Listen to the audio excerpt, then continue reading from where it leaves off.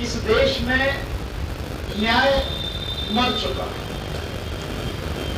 इस देश की अदालतें मर चुकी हैं। अगर अदालतें जिंदा होती तो जो बातें, जो चीजें एक आम व्यक्ति को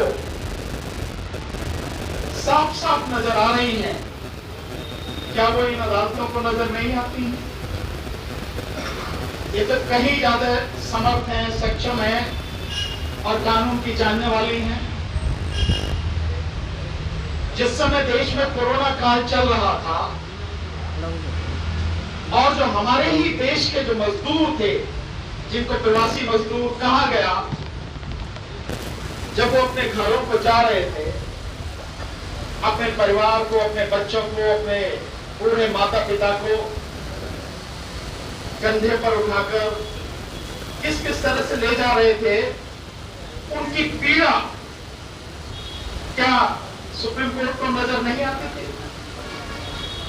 उनके पैरों के छाले रेलवे ट्रैक पर उनका कट जाना, एक्सीडेंट में मर जाना, हजारों हमारे भाई, मजदूर भाई इस तरह से अपनी जान गंवा बैठे, लेकिन सुप्रीम कोर्ट को नजर नहीं आया। कब नजर आया? जब बहुत सारे एडवोकेट्स ने बाकायदा लिख के सुप्रीम कोर्ट को दिया और वो भी 2-2.5 महीने बाद सुप्रीम कोर्ट की समझ में आया कि नहीं, उसे कुछ करना चाहिए, लेकिन तब तक सब कुछ खत्म हो चुका था, उसका कोई अर्थ नहीं। ठीक इसी तरह से एक नहीं कितनी ही घटनाएं हैं जो लगातार होती रहती हैं। मीडिया के माध्यम से, विशेषकर सोशल मीडिया के माध्यम से उन सारी चीजों को बहुत तरीके से दिखाया जाता है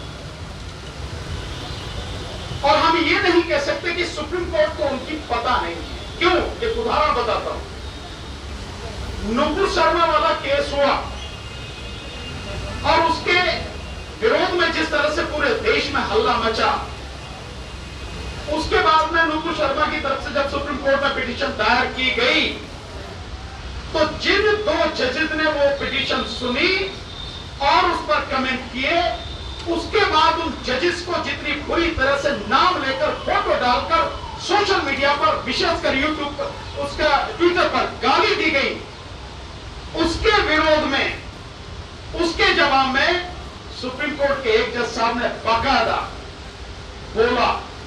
इसका मतलब साफ है कि सोशल मीडिया में अगर कोई बात उठ रही है तो आप उसे देख रहे हैं, आपकी जानकारी में है, तो फिर आप काम क्यों नहीं कर रहे हैं? देश में अगर सरकार लोगों के खिलाफ काम करे, उसे कौन रोक सकता है? यह ताकत तो केवल सुप्रीम कोर्ट के ही हाथ में है, आपके और मेरे हाथ में तो नहीं है। आप और मैं तो केवल चिल्ला सकते हैं, रो सकते हैं, बोल सकते हैं, शोर मचा सकते हैं, सड़क पर प्रदर्शन कर सकते हैं कि भाई ये अत्याचार हो रहा, सुनो आप, लेकिन उसके बावजूद भी उन्हें सुनाई नहीं देती। कितने दुख की बात है कि हमें उस बात के लिए आवाज उठानी पड़ रही है जो बात बिना आवाज उठाए ही पूरी हो जानी चाहिए थी, उसके लिए हम आवाज उठानी पड़ रही। ये क्यों है? कानूनी तरीके से समझे। हमारे बड़े भाई महमूद पराचा जी ने बहुत स्पष्ट रूप से आपको समझाया। मैं उन्हीं की बात को आगे बढ़ाते हुए थोड़ा सा और आपको बताता हूं। जैसा उन्होंने कहा कि आप कह रहे हैं कि भाई सजा जो है उनकी पूरी हो गई, उसके बावजूद भी नहीं छोड़ा गया, और भाई महमूद पराचा ने कहा कि सजा तो अभी हुई नहीं है। भाई अपराधी तो घोषित जब भी होंगे तो सुप्रीम कोर्ट से फाइनल होगी कोई चीज, तो अगर सुप्रीम कोर्ट से फाइनल नहीं है, इसका मतलब अभी सजा नहीं है, इसका मतलब वो अपराधी नहीं है।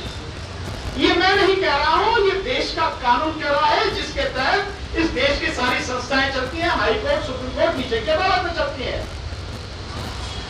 और हमारा वही कानून जिस धारणा पर या जिस सिद्धांत पर आधारित है, वो सिद्धांत कहता है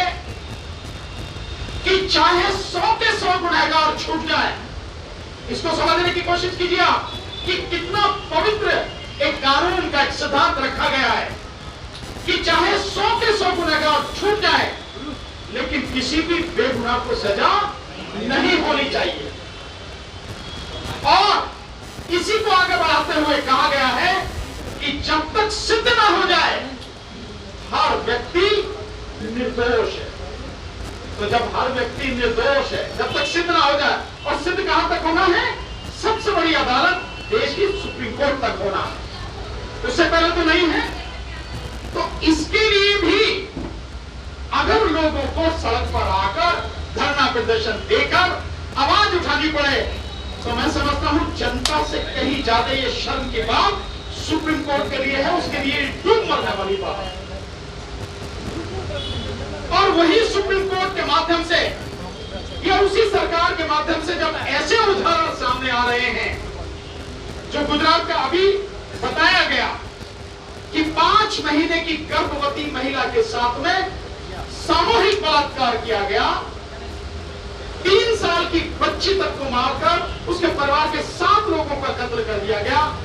उन लोगों को उसी दिन जिस दिन प्रधानमंत्री लाल किले की प्राचीर से भाषण दे रहे हैं महिलाओं के सम्मान की, शाम को छोड़ दिया जाता।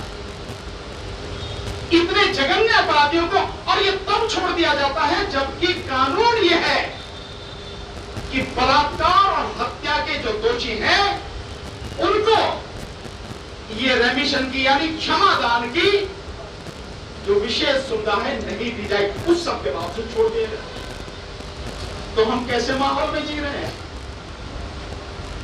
माहौल ये है कि इस देश की जनता के सारे हक लगातार खत्म किए जा रहे हैं। इस देश की जनता को और जो बेगुनाह है विशेषकर उनको सरकार के माध्यम से, अदालतों के माध्यम से तबाह किया जा रहा है। और मैं तो बहुत स्पष्ट रूप से कहता हूं कि इस देश में जिसे हम न्याय की बात करते हैं, ये जो शब्द है ना न्याय, अंग्रेजी में जिसे जस्टिस कहते हैं, ये शब्द आज की तारीख में इस देश में चंद पढ़े लिखे लोगों की केवल मानसिक जुबानी के लिए शब्द रह गया है। इसका अर्थ कुछ नहीं है। किसी को न्याय नहीं मिलता यहां, किसी को भी। ये अलग बात है कि 5 साल में, 10 साल में, 15 साल में, 20 साल में किसी के पक्ष में फैसला हो जाए, लेकिन इतने दिन में भी अगर फैसला होता तो उसका अर्थ क्या है? कुछ बेकार, बेकार है, कोई मतलब नहीं उसका। ये जो चीजें चल रही हैं लगातार, और आप और हम सब भी देख रहे हैं, अदालत तो देख ही रही है, लेकिन आप और हम सब भी देख रहे हैं, क्योंकि इसके सबसे ज्यादा जो प्रभावित होने वाले हैं, पीड़ित होने वाले हैं, शोषित होने वाले हैं, हम ही लोग हैं, यानी आम जनता है। तो मारने वाला अगर नहीं समझ रहा, पिटने वाले को तो समझना चाहिए कि कब तक चांद पिटवाता रहेगा भाई। पिटने वाले को समझना चाहिए, नहीं समझना चाहिए। लेकिन देखने में ये आ रहा है कि जिस पर अत्याचार हो रहा है, जिसका शोषण हो रहा है, वो भी आराम से सर झुका के चांद पर जूते खाए जा रहा है, बोलो वो भी नहीं रहा। और इस सरकार से डर रहे हैं, जिस सरकार के विषय में उदाहरण मैं समझता हूं 3 उदाहरण इतने बढ़िया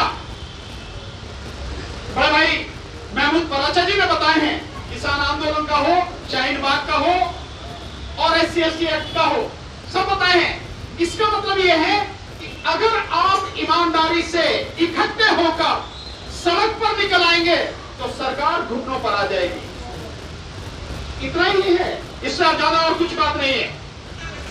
तो साथियों, वो तो अपने आप को बदलेंगे नहीं, क्या हमें नहीं बदलना चाहिए? क्या हमें अपने हक के लिए इस अन्याय के खिलाफ लड़ना नहीं चाहिए? मैं तो इसमें एक बात और आपसे कहूंगा, निवेदन करूंगा, मेरी इस बात को आप और सोचें, और हम तो आपके आदेश पर हमेशा आपके साथ हैं, कहने की जरूरत नहीं, आपने देखा है, हमेशा आपके साथ में रहेंगे। कि जब आप ये उठा रहे हैं मुद्दा, इस मुद्दे को केवल अपने तक सीमित ना रखें, इसको और व्यापक बनाएं। मैं क्यों कह रहा हूं इसकी बात?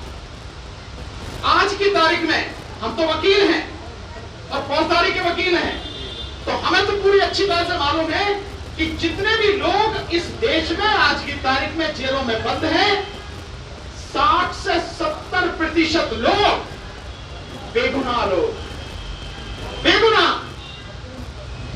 लेकिन कोई उनकी सुनने वाला नहीं है। तो कोई आपकी बात सुने, जैसे SC एक्ट के विषय में बताया, न केवल सरकार ने सुना बल्कि अदालत ने भी सुना और देश की सबसे बड़ी अदालत ने सुना, बदला उसने अपना फैसला। तो जब आप संघर्ष करेंगे तो मुझे पक्का विश्वास है आपको आपका हक मिलेगा। इसीलिए तो मैं बात कह रहा हूं कि न केवल हमारे बंदी सिख, हमारे बंदी सिंह, बल्कि और भी ऐसे हमारे जितने सिंह हैं, और इसके अलावा इस देश में ऐसे बहुत लोग हैं जिनके मुकदमे में जितनी सजा है वो मुकदमे से ज्यादा अभी फैसला में नहीं हुआ और वो जेलों में बंद है। एक बार बाकायदा सुप्रीम कोर्ट ने इसी उस पर रिसर्च कराई थी, सारा सर्वे कराया था, उसके बाद में आदेश दिया तो बहुत लोगों को छोड़ा गया। और उस समय ऐसी स्थिति थी कि सजा 7 साल की थी, 14-14, 15-15 साल से जेल में बंद थे, ये स्थिति थी। और आज भी हमारे सामने वो स्थिति बरकरार है। इसके एक उदाहरण से और आप समझें कि न्याय की किसी को परवाह क्यों नहीं है। विशेषकर अदालतों की बात मैं कहता हूं, उन्हें क्यों परवाह नहीं है? सरकार को परवाह नहीं है।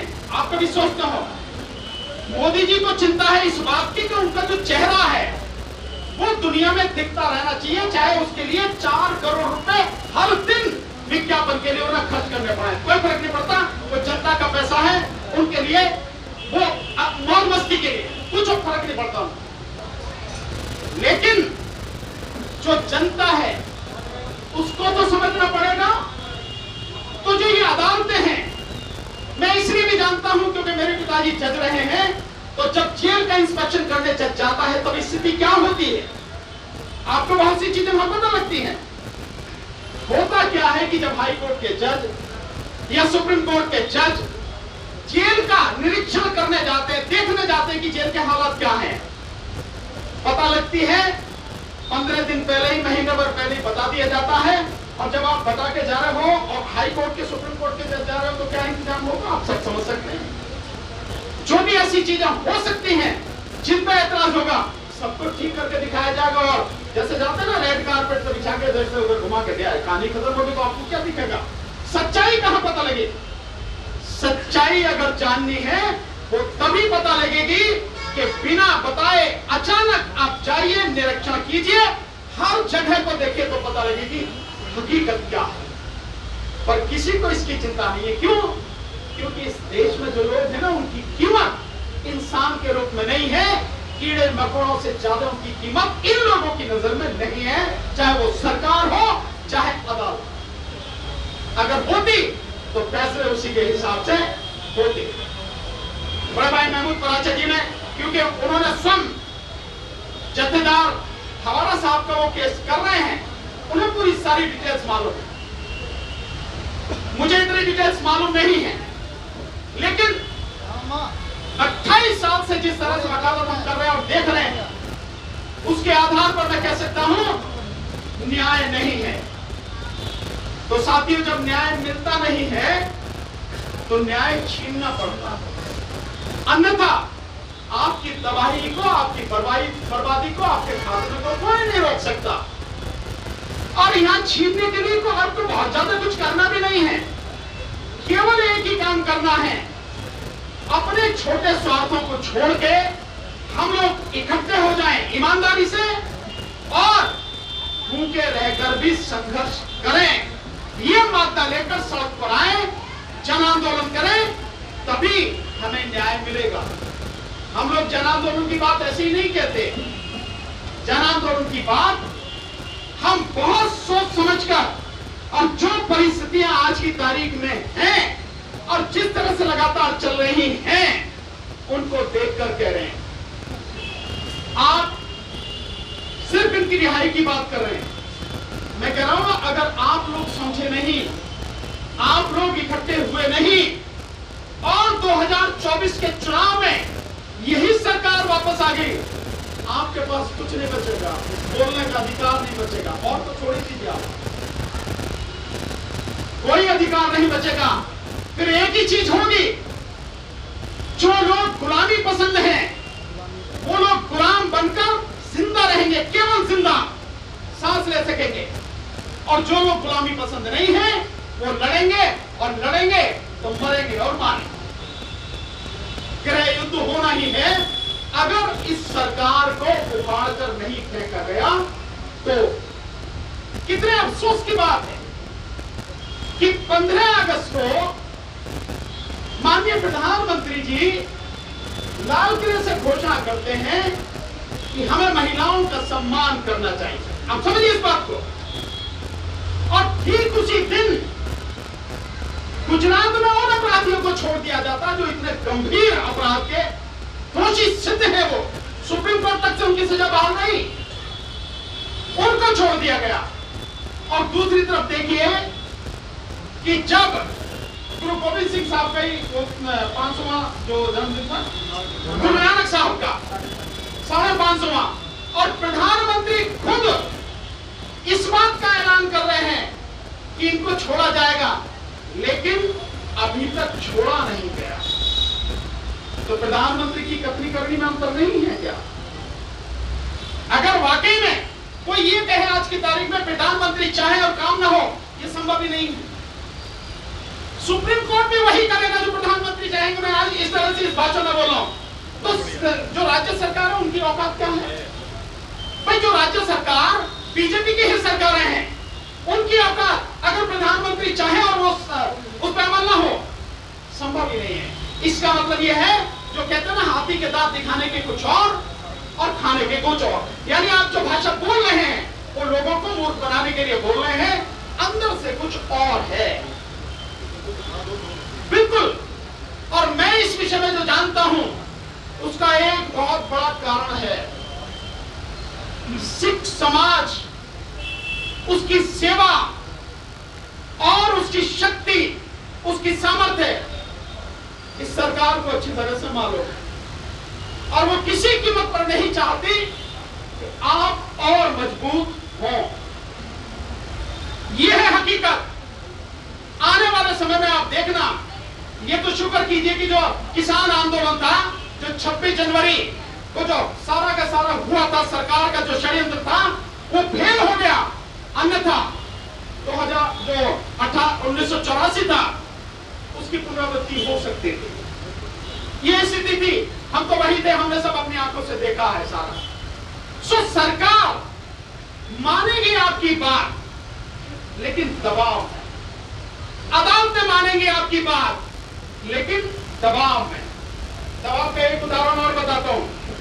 प्रशांत भूषण साहब बड़े नामी जाने माने एडवोकेट हैं, उनके खिलाफ में contempt of court supreme court ने किया, जबरदस्ती किया, और करने के बाद में जब उन्होंने 2 मुकदमे थे जिसमें उन्होंने 9 जो सुप्रीम कोर्ट के जो पुराने चीफ जस्टिस हैं उनके खिलाफ सबूतों सहित जवाब दे रखा है कि ये बेईमान है। तो उन्होंने तो कोई दिक्कत नहीं, तुम कंडक्ट कर रहे हो तो सारी सबको निकालो, सबके विषय में चर्चा करो। हालत ये हो गई, इतना पूरा वकील समाज खिलाफ हो गया, सुप्रीम कोर्ट को अपनी जान बचानी, इज्जत बचानी भारी पड़ गई। और ले दे के कैसे, जिसमें सुप्रीम कोर्ट के जो पुराने 9 चीफ जस्टिस हैं जिनके खिलाफ उन्होंने सबूतों सहित आरोप लगा के उसको तो ठंडे बस्ते में डाल दिया, और जो मोटरसाइकिल वाला था उस कंटेक्ट में 1 रुपया जुर्माना करके जान बचाई अपनी। तो ये है ताकत का नजारा।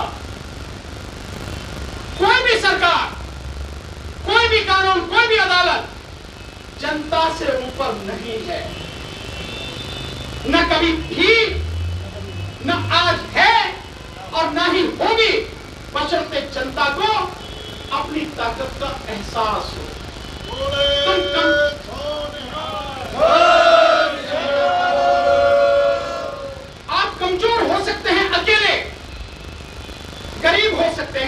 दुगना हो सकते हैं, कोई दिक्कत नहीं। आप इकट्ठा हो जाइए, अपनी ताकत का एहसास आपको जो होगा आप उसका अंदाजा नहीं लगा सकते। इसलिए मैं कह रहा हूं इसको थोड़ा सा और बढ़ा दीजिए आप। हमारे जो 9 सिंह हैं हमारे, जिनकी रिहाई की बात कर रहे हैं, बाकी और सिंहों को और इसके अलावा जितने और भी बेगुनाह हैं उसको भी इसमें ऐड कीजिए। हम फिर दोबारा से दोहरा रहा हूं, आपके साथ कल भी थे, आपके साथ आज भी हैं, आगे भी रहेंगे। इंसाफ की लड़ाई में हम आपको कंधे से कंधा, कदम से कदम मिला के आगे मिलेंगे। पीठ दिखाने वाले नहीं है, गोली भी लगेगी तो सीने पर ही लगेगी।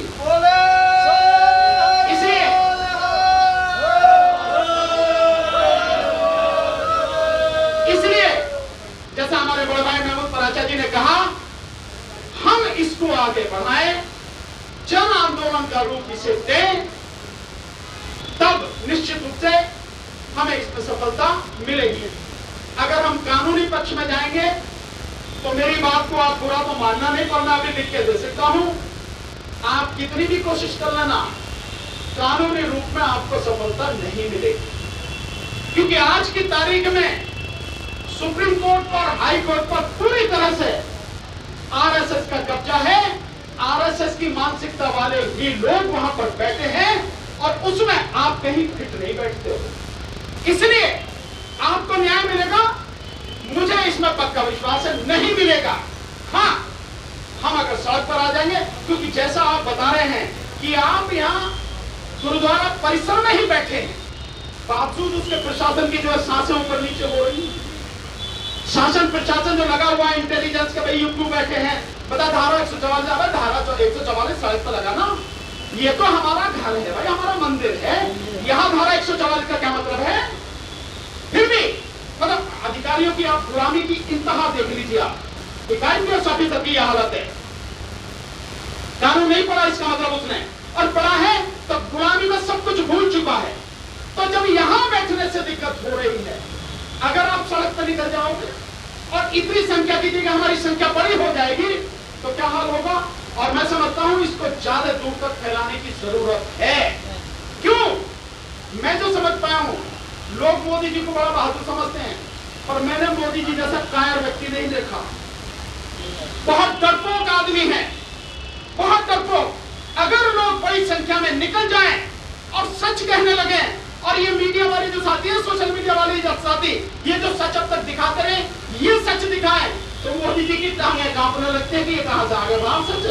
इसीलिए जो मीडिया का गला लगातार घुटा जा रहा है। इसलिए मेरा कहना है, मैं बड़े भाई महमूद पराचा की बात से पूरी तरह सहमत हूं, हमें इस आंदोलन को बढ़ाना पड़ेगा और साथियों को शामिल करना पड़ेगा। अगर हम ये कर पाएंगे, हमें न्याय मिलेगा, जरूर मिलेगा। ये यूं कहें, अपनी लड़ाई में सफलता जरूर मिलेगी। हम हमेशा साथ रहेंगे, जब भी आवाज देंगे खड़े मिलेंगे। बहुत बहुत शुक्रिया। वाहेगुरु जी का खालसा, वाहेगुरु जी की फतेह।